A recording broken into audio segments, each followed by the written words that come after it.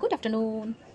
Actually সকালবেলায় আমরা যখন ঘুম থেকে উঠি না, ব্রাশ করতে করতেই একটা চিন্তা করে নিই যে আজকে কী কী রান্না করবো। দৈনন্দিন যে রান্নাগুলো, যেগুলো ভিডিওর রান্না, প্রচণ্ড চিন্তা করতে হয় গো। দৈনন্দিন রান্না দেখানোই যায়, কিন্তু ব্যাপারটা হচ্ছে কি, ওটা কম বেশি এদিক ওদিক করে সবাই করি আমরা, কিন্তু এমন একটা ইউনিক রান্না দেখাতে হবে যেটা হয়তো অনেকেই জানে, আবার বেশিরভাগই জানে না। সেই রান্নাটা হয়তো আমি শেখালাম, সে শিখলো। আর সেই রকম একটা চিন্তা করলাম রান্না যে আজকে করবো ভাবছি ভেটকি মাছ আছে যখন, একটু চিলি ফিশ করবো। চিলি চিকেন তো সবাই করি, চিলি ফিশ একদিন খেয়ে দেখো কেমন লাগে। চলো আমার রান্নাঘরে চলে এসেছি।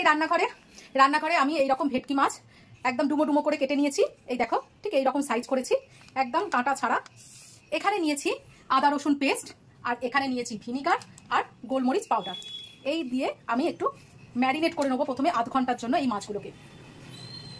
রসুন দিয়ে দিলাম, আদা রসুন, একটু গোলমরিচ, এখন আর কাঁচা লঙ্কা দিচ্ছি না, আর সামান্য একটুখানি ভিনিগার। এবার এটাকে ম্যারিনেট করে ঢাকা দিয়ে রেখে দেবো আধ ঘন্টা। আমি কিন্তু এটায় নুন দিলাম না, এখন এটা আধ ঘন্টা ম্যারিনেট থাক। ঘন্টা হয়ে গেছে আমার ম্যারিনেট করা মাছটাকে।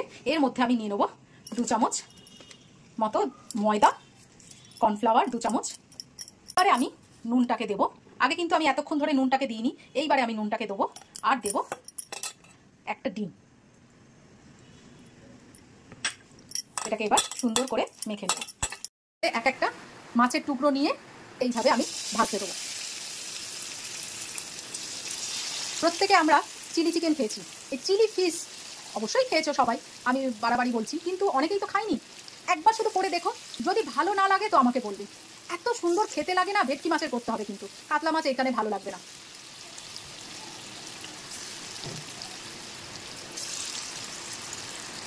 মাছগুলো এবার আস্তে আস্তে করে ভেজে নিই।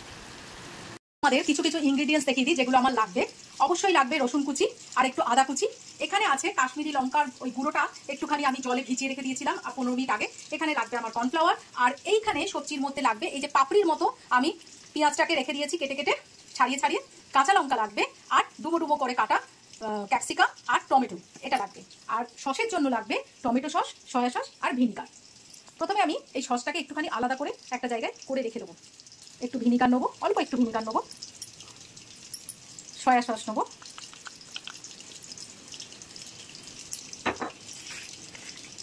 আর টমেটো সস নেবো। আর এই বাটিতে আমি একটুখানি কর্নফ্লাওয়ার গুলে রেখে দেবো। আমার পকোড়া ভাজা হয়ে গেছে। এইবারে আমি ওই তেলটা থেকে কিছুটা তেল কমিয়ে প্রথমে এই রসুন কুচিগুলো দিয়ে দেবো। রসুনের একটা ভাজা গন্ধ এসে গেছে, এর মধ্যেই আমি দিয়ে দেবো এই সবজিগুলো, কাঁচা লঙ্কা সমেত। এটা কিন্তু হাই ফ্লেমে রাখবো।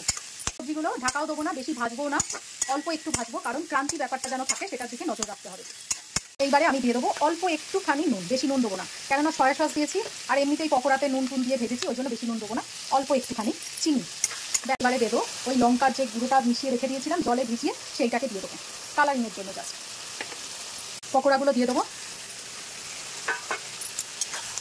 আমার কিন্তু পুরোটাই হাই ফ্লেমে হচ্ছে, এখানে আমি ফ্লেমটাকে একদম লো করবো না। এবার দিয়ে দেবো সসটা।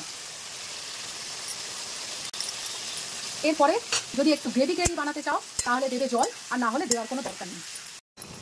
এইবারে দিয়ে দেবো এই কর্নফ্লাওয়ার গোলা জলটা। দেখো কালার কেমন এসছে। আর আমি না একটু নুন চিনিটা দেখলাম, অপূর্ব খেতে হয়েছে গো, কি বলবো আর। নিজের তারিফ করতে না বড্ড লজ্জা লাগে, কিন্তু কি করবো বলো, খেতে যদি ভালো হয় তারিফ তো করতেই হবে। বাহ অন্তরা, বাহ কি করেছিস। খাবো ভাত দিয়ে, দেখি কেমন লাগে। এক্সপেরিমেন্ট করতে অসুবিধা কিসের বলো। আজকে আমার লাঞ্চ থালি, আদার্স কিচ্ছু নেবো না, শুধু এইটা আর ভাত। এবার আমি খাই, তোমরা দেখো। এই দেখো ফিশটা কি নরম হয়েছে, আর জুসি দেখো কি সুন্দর, ভেতরটা একদম জুসি।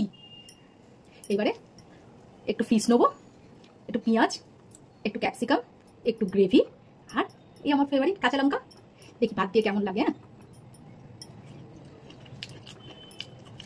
কি ভালো লাগছে, ওয়াও কি ভালো খাচ্ছি গো। উফ কি ভালো হয়েছে, বিশ্বাস করো আমি একটা বিন্দু মিথ্যে কথা বলছি না। এই দিয়েও খাওয়া যায়, ট্রাই করে দেখো, দারুণ খেতে লাগছে। মাছটা না মুখে দিলেই মিলিয়ে যাচ্ছে, আর পাশ থেকে এই দাঁতের গোড়ায় একটা করে পেঁয়াজ, ক্যাপসিকাম আর কাঁচা লঙ্কা পড়ছে। ও স্বর্গ স্বর্গ। তাহলে করে দেখো বাড়িতে, কেমন লাগে আমাকে অবশ্যই কমেন্ট বক্সে জানাবে একদিন করে।